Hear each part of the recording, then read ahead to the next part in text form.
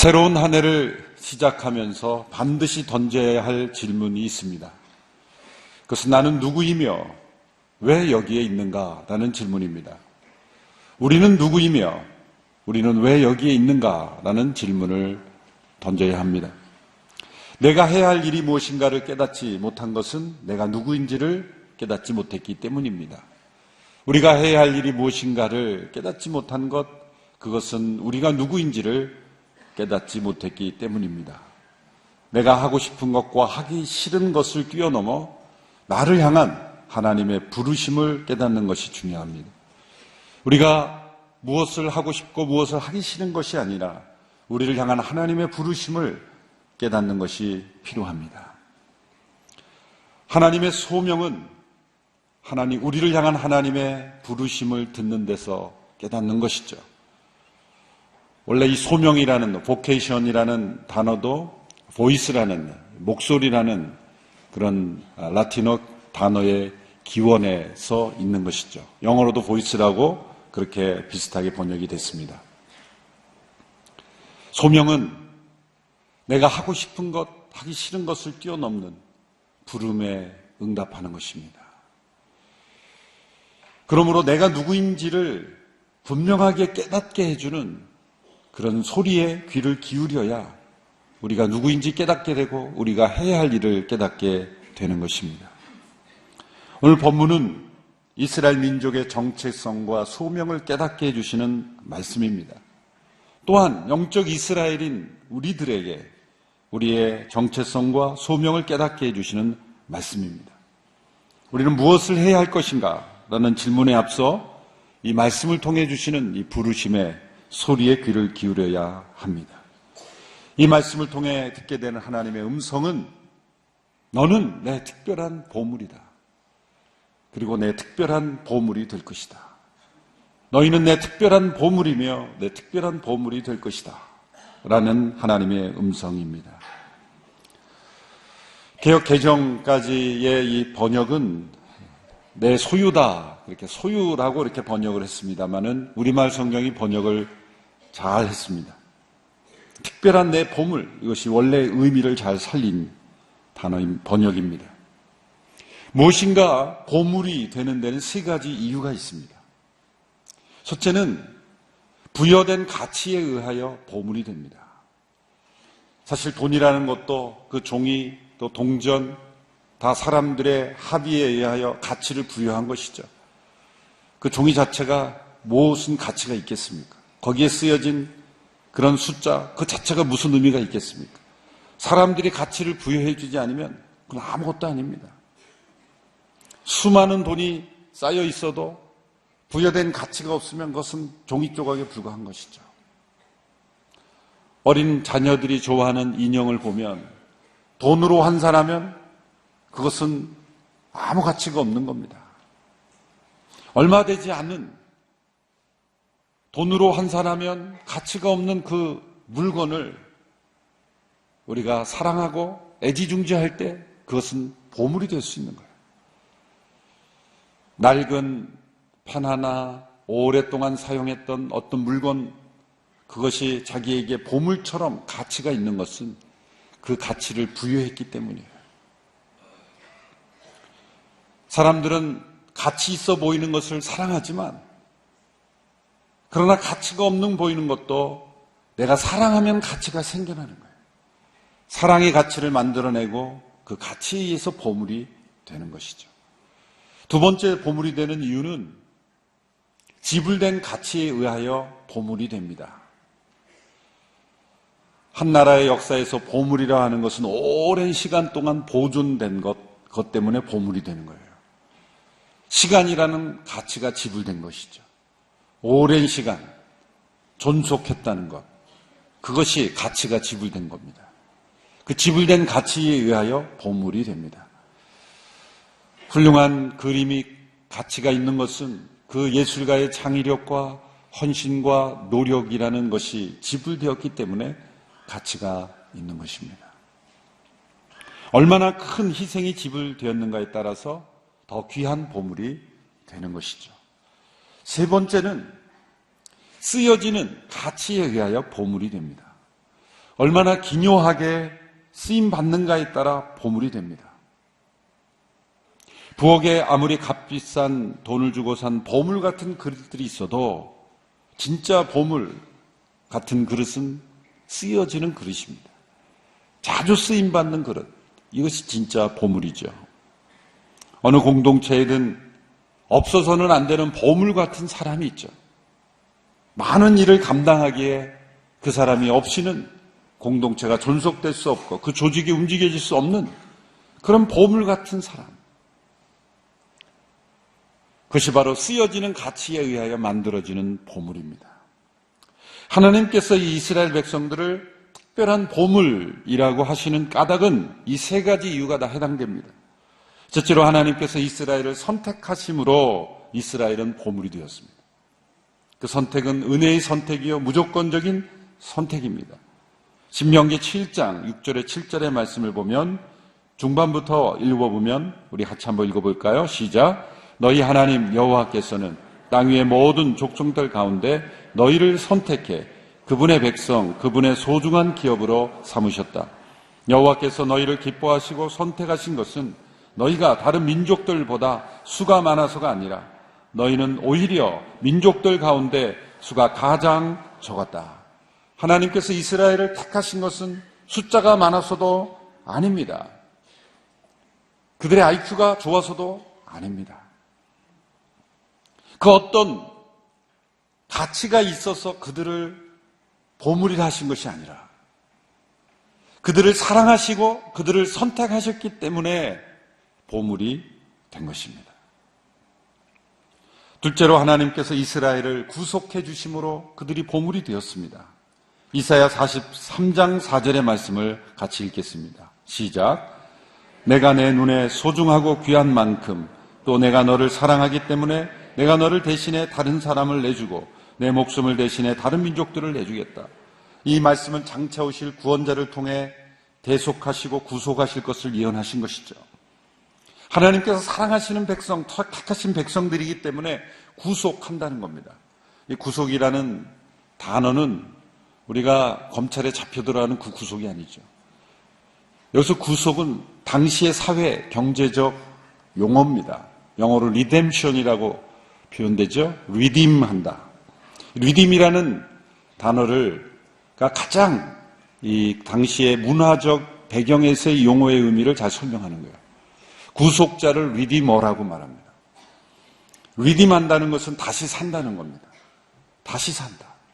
그것은 당시에 특별히 구약 시대에 어떤 사람이 경제적인 채무를 다 갚지 못해서 그 빚을 갚기 위하여 종이 되거나 그리고 노예 생활을 하고 그런 상황에 처해져 있을 때, 어떤 속박 가운데 있을 때 그 친족 가운데 한 사람이 이 구속자가 돼야 되는 책임을 만들어 놓은 제도가 있습니다. 경제적인 이유로 다른 사람의 종이 되는 것을 방지하고 또 억압받고 착취받는 것을 방지하기 위해서 탈출구를 만들어 놓은 것이죠. 누군가 그 사람이 지은 어떤 문제, 죄 혹은 빚을 갚아주고 해결해 줄 수 있는, 그래서 그 사람을 자유케 할 수 있는 제도를 만들어 놓은 것입니다. 히브리어는 가알이라고 합니다. 그리고 그 가알을 행하는 사람을 고엘이라고 말합니다. 구약의 룻기를 보면 보아스가 그 나오미의 가정에 그 남편이 죽고 그 기업을 이을 수 없기 때문에 이 보아스가 룻과 결혼하면서 그 가정의 고엘, 구속자가 된 것이죠. 그런 그 당시의 사회, 경제적인 문화의 용어를 사용해서 하나님께서 이스라엘 백성들이 이집트에서 그들이 억압받고 착취받고 노예 생활에 그 얽매여 있을 때 그들을 구속하셨다라고 표현한 것입니다. 이스라엘을 구속하셨기 때문에, 값을 지불했기 때문에 그들은 특별한 보물이 되는 것입니다. 출애굽기 19장 4절에 보면 그 구속하신 은혜를 독수리의 날개에 얹어 날았다는 그런 표현을 사용하죠. 19장 4절의 말씀을 함께 읽겠습니다. 시작. 내가 이집트 사람들에게 행한 일을 너희가 직접 보았고 독수리 날개에 얹어 나르듯 내가 너희를 내게로 데려온 것을 보았다. 독수리 날개에 얹어서 나르듯이 그렇게 이루어진 출애굽을 통해 하나님은 그 백성들을 보물로 만드셨습니다. 근데 이스라엘이 보물인 까닭은 거기에 그치지 않습니다. 그들을 선택하시고 그들을 구속하신 이유는 그들을 진정한 보물이 되게 하시기 위해서입니다. 셋째로 보물이 되는 이유가 무엇이었습니까? 그것은 쓰임받는 가치에 따라 보물이 되는 거죠. 그들은 하나님께 이미 보물입니다.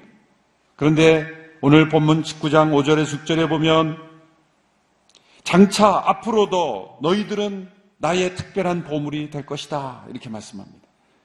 모든 민족들을 향한 복의 통로로 사용하심으로 인해서 보물이 되게 하시는 거예요. 쓰임 받게 하심으로, 사용하심으로 그들을 보물이 되게 하신 거예요. 오늘 보면 5절 6절을 다시 한번 읽어보시겠습니다. 시작. 그러니 이제 너희가 내게 온전히 순종하고 내 언약을 지키면 너희는 모든 민족들 가운데 특별한 내 보물이 될 것이다.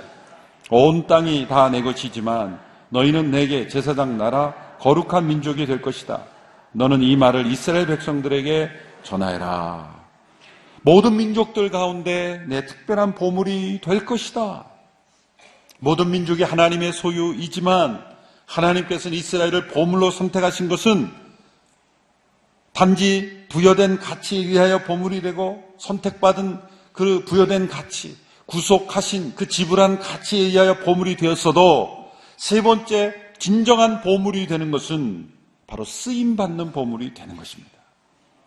하나님께서 이스라엘을 택하시고 구속하신 목적은 쓰임받는 보물이 되게 하시기 위해서이다. 그 구체적인 내용이 6절에 나오죠. 내게 대하여 제사장 나라 거룩한 민족이 될 것이다. 제사장이란 하나님과 사람 사이에 다리가 되는 겁니다.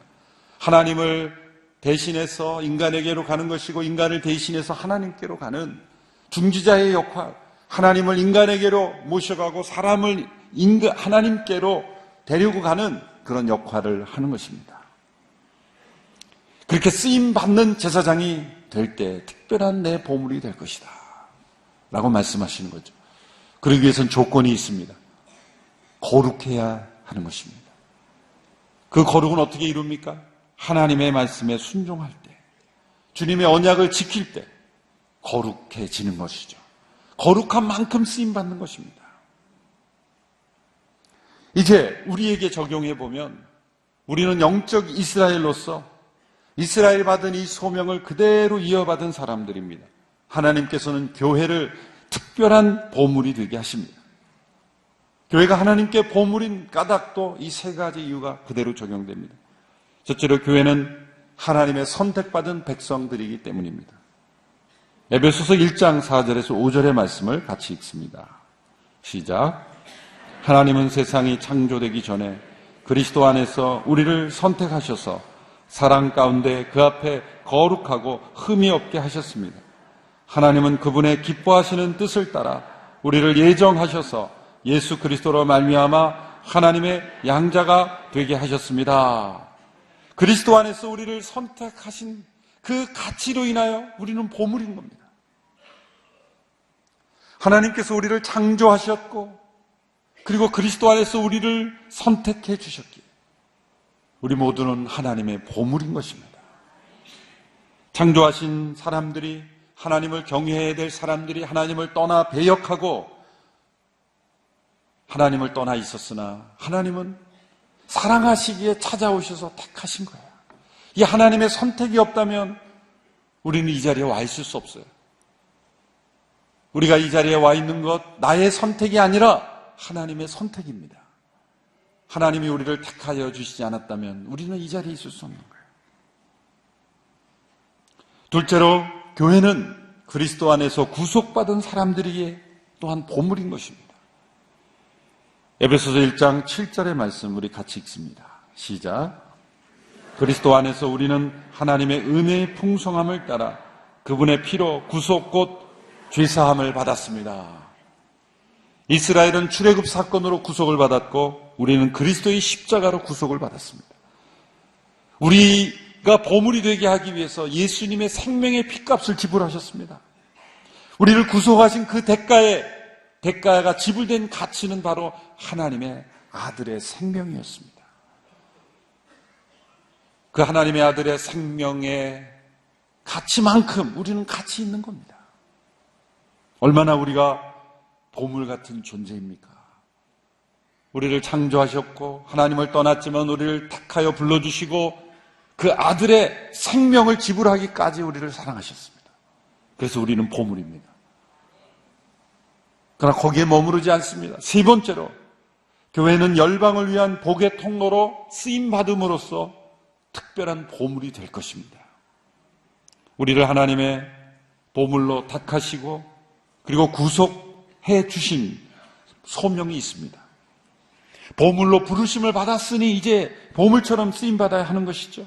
모든 민족들 가운데 제사장 공동체로 쓰임받아야 하는 것입니다. 모든 민족들에게 하나님의 은혜의 복음을 전해서 축복의 통로로 쓰임받아야 하는 것입니다. 더 많이 쓰임받을수록 더 귀한 보물이 되는 것입니다. 만일 우리가 우리에게 부여된 가치에만 머무른다면 우리는 교만해집니다. 사랑을 많이 받았지만 그 사랑을 줄 모르는 사람은 이기적인 인간이 되는 거죠. 부여된 가치, 우리를 위하여 지불된 가치에만 머무른다면 그것은 교만하고 이기적인 사람이 되는 거예요.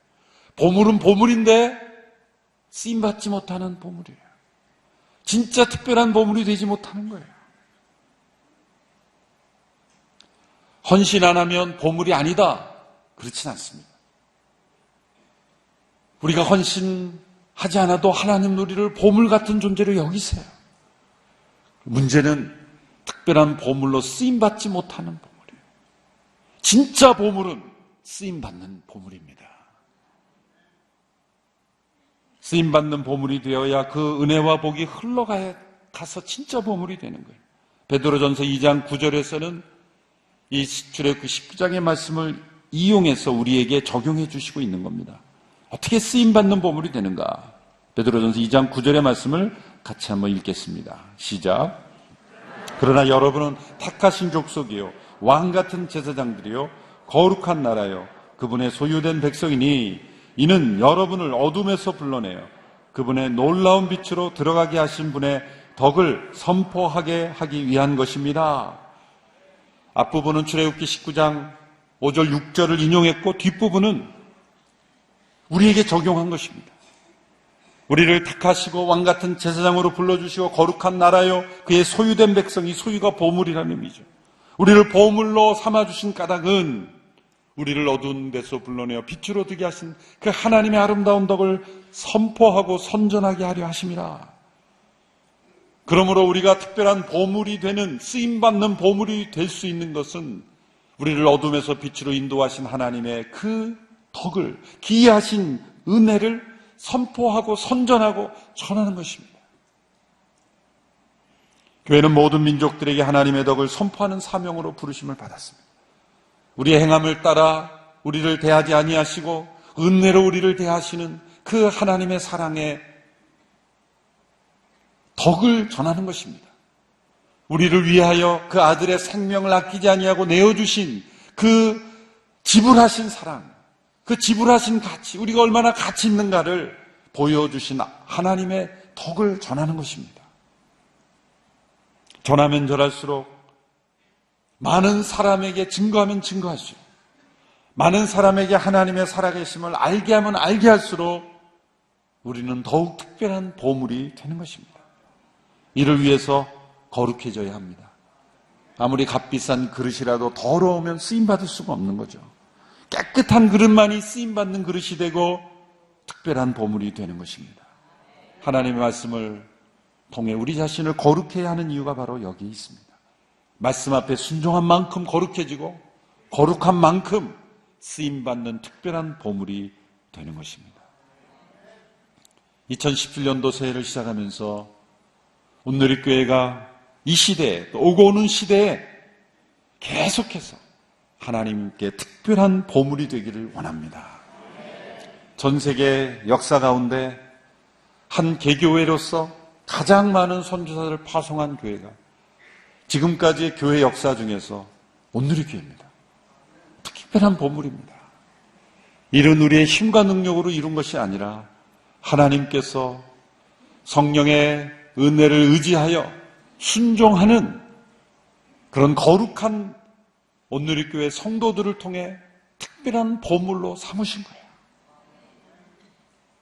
그저 우리만을 위한 교회가 아니라 열방의 축복의 통로가 되는 그런 쓰임받는 보물,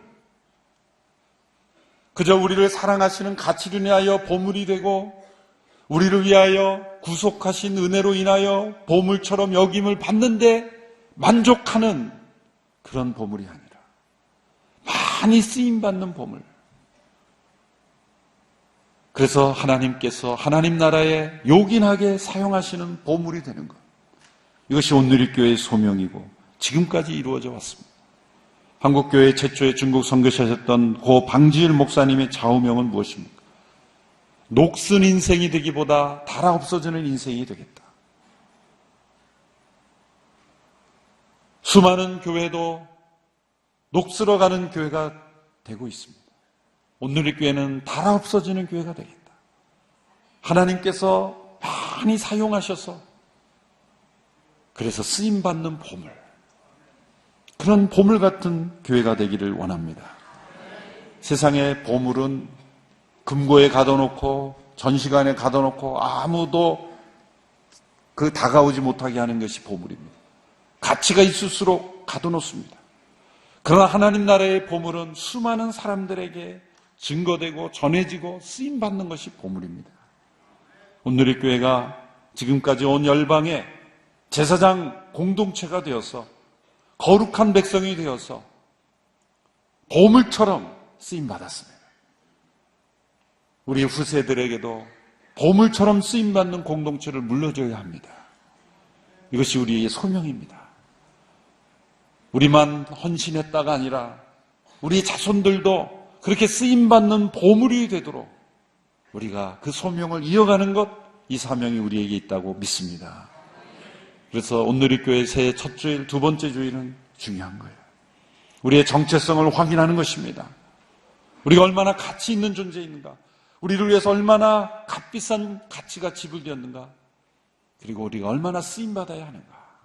하나님께서 우리를 사용하실 것입니다.